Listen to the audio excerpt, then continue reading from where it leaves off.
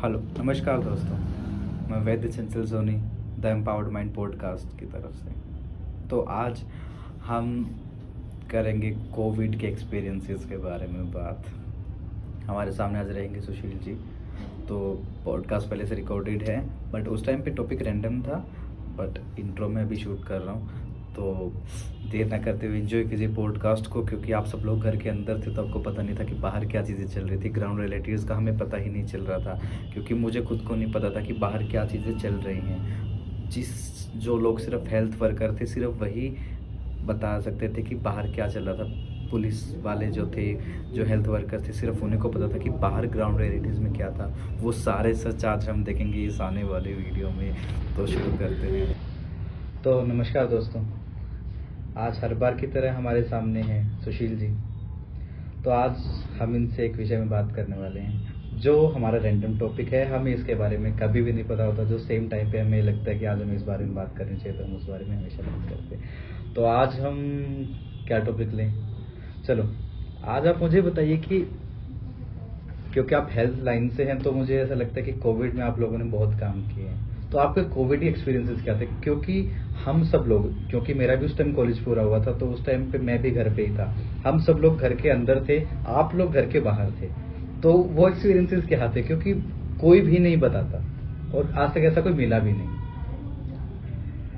Corona काल कहें हिंदी में तो ज्यादा अच्छा रहेगा।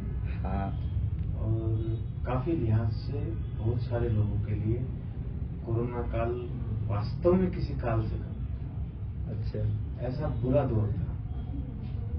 बहुत सारे लोगों ने देखा टीवी के माध्यम से, न्यूज़पेपर के माध्यम से कि लोगों के साथ क्या बीत रही है, और उसको समझा भाई। वो लोग आगे भी आए भाई कुछ करने के लिए। हमने वो आंखों से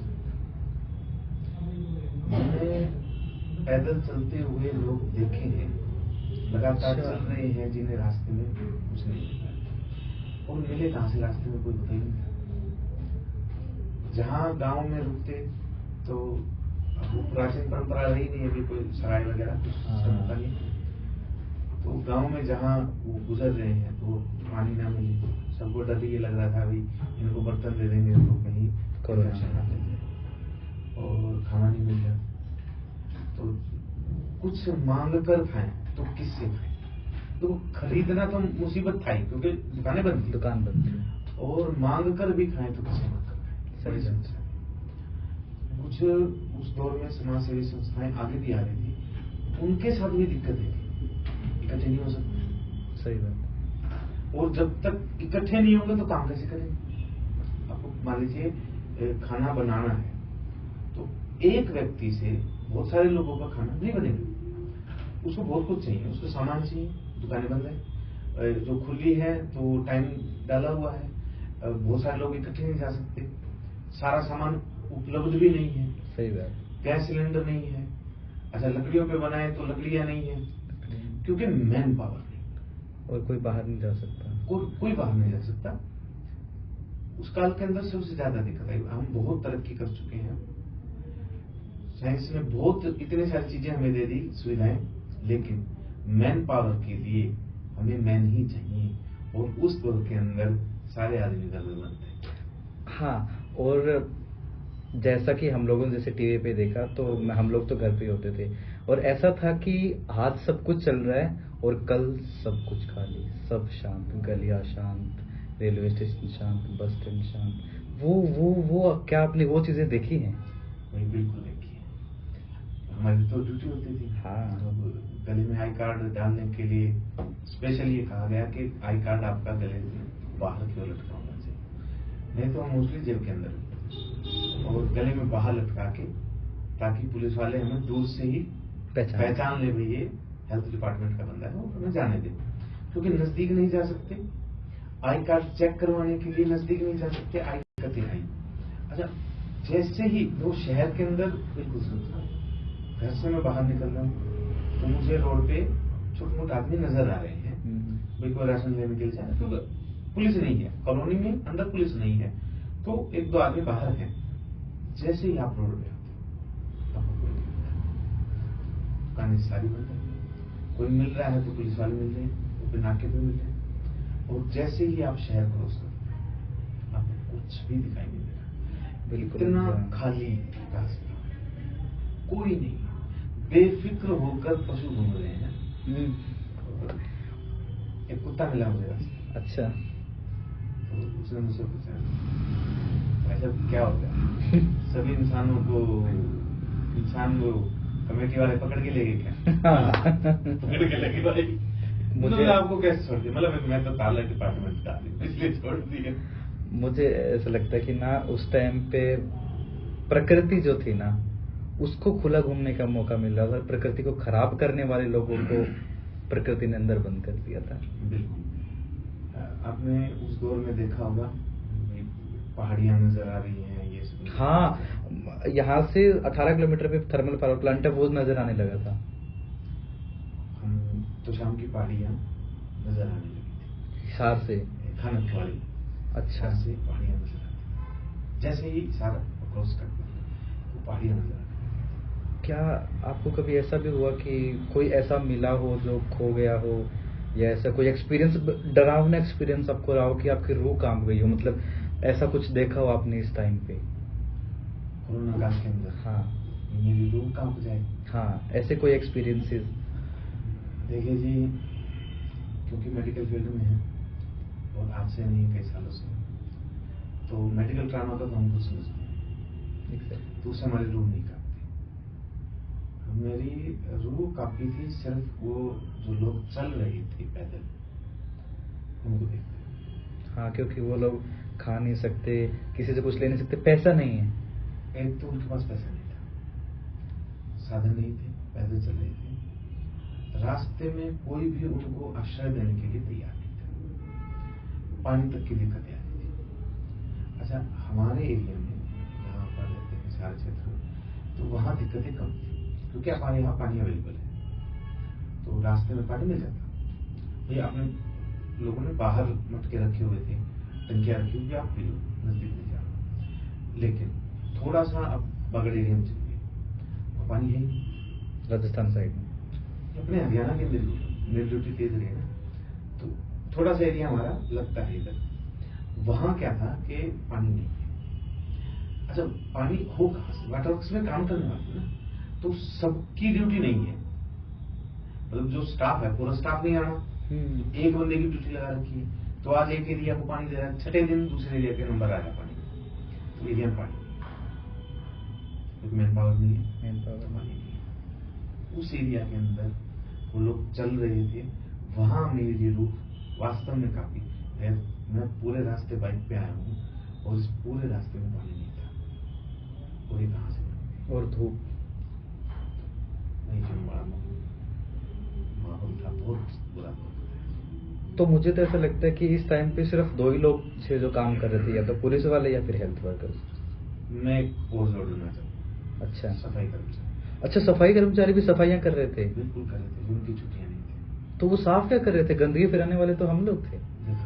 हाँ, बड़ी सुंदर बात है कि गंदगी फैलाने वाले तो हम लोग थे और हम अंदर बैठे थे। हम अंदर बैठे थे। तो साफ क्या कर रहे थे? जो मेडिकल से जुड़ा हुआ कचरा, अच्छा, क्योंकि हॉस्पिटल भरे पड़े थे।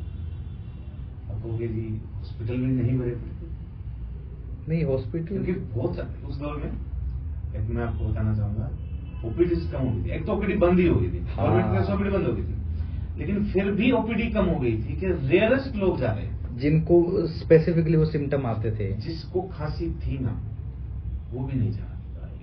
हाँ भाई, अभी मेरे को घर में खांसी है, अगर मैं हॉस्पिटल जाऊंगा तो कोरोना बढ़ जाएगा। हाँ, वो घर बैठा, बिल्कुल एग्जैक्टली, अपने आप सोच करके। जिसको पेट दर्द हो ना, देखो आप आयुर्वेद के हैं, तो जिसको मोशन लगे हॉस्पिटल नहीं गया, सही बात है। उसने घर पे चाय पत्ती फांकी और ठीक हो गया। तब लोगों का बड़ा काम आया। लोग ठीक हो रहे थे, चाय पत्ती फांक के ठीक हो रहे थे, क्योंकि ऐसे केस मुझे मेरे फील्ड में मिले, क्योंकि मैंने खुद कहा बोलो जी क्या लिया, बोलो जी कुछ नहीं, चाय पत्ती फांक ली।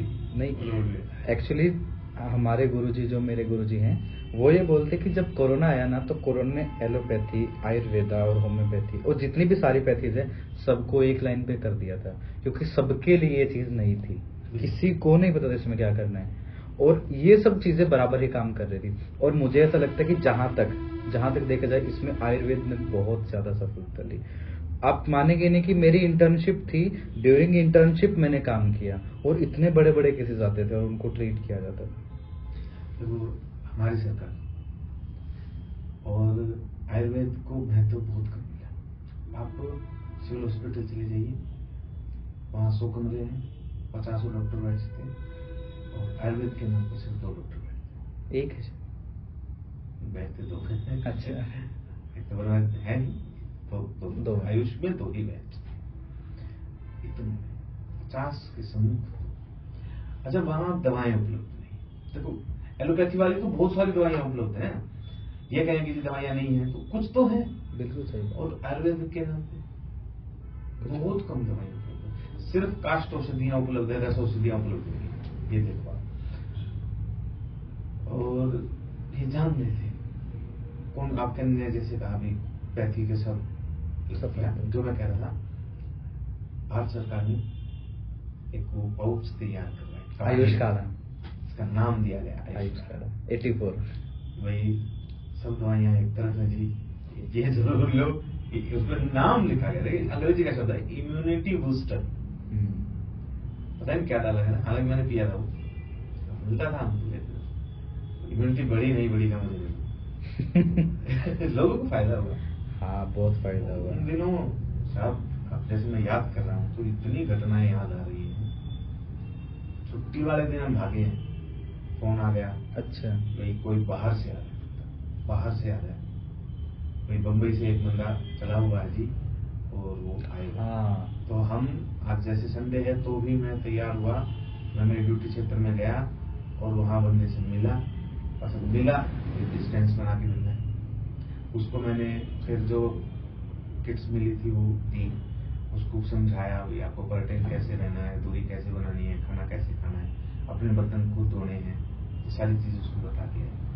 तो एक बंदा 2 बंदा जैसे जैसे लोग आते रहे तो उस बातों को याद करके ये होता भाई कैसे हमने जिया, बड़ा दो बताओ समय जीना, लोगों के लिए भी हमारे लिए भी। हाँ, उसी से मुझे एक बात और याद आती है कि जैसे मैं हूँ, हमारे व्यूवर्स और सब लोग हैं, वो सब लोग घर पे थे, हम लोग घर से बाहर नहीं जाते थे।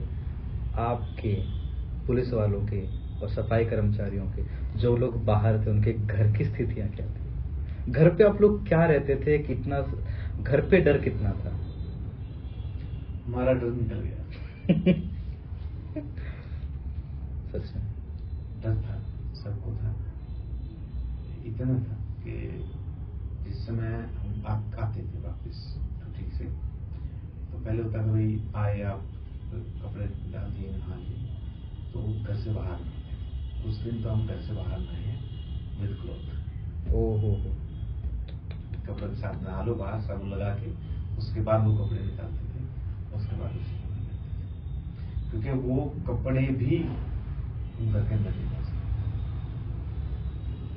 और उस टाइम पे तो पीपी किट्स वगैरह भी इतनी नहीं थी मेरे साथ। गवर्नमेंट तो पीपी किट थी नहीं हमारे पास, उसमें नहीं था, बहुत बाद में मिला। हाँ, क्योंकि सेकंड वेव में शायद मुझे याद है, सेकंड वेव में पीपी किट अच्छी आई थी। और उस टाइम पे मेरी इंटर्नशिप भी शायद उस टाइम पे इंटर्नशिप मेरी खत्म हो गई थी, बट फर्स्ट वेव का जो एंड मोमेंट था उस टाइम पे मेरी इंटर्नशिप शुरू हुई थी और वो मेरी सिविल हॉस्पिटल हिसार में लगी थी।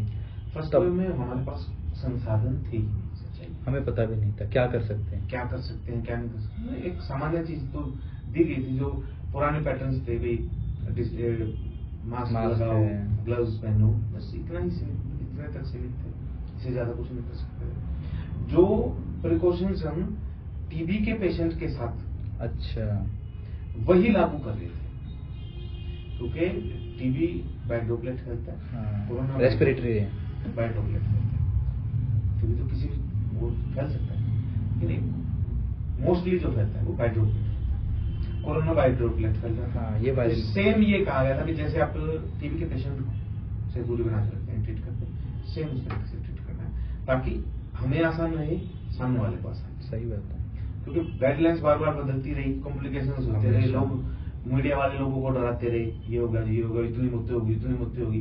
हम आसपास देखते थे इतनी डेथ्स नहीं हो रही थी। सही बात है, क्योंकि केसेस बहुत कम थे। हमारी जो आबादी थी वो मतलब आई थिंक बहुत ज़्यादा थी, इतनी ज़्यादा थी, और उसके 0.1% ही केसेस थे हमारे पास।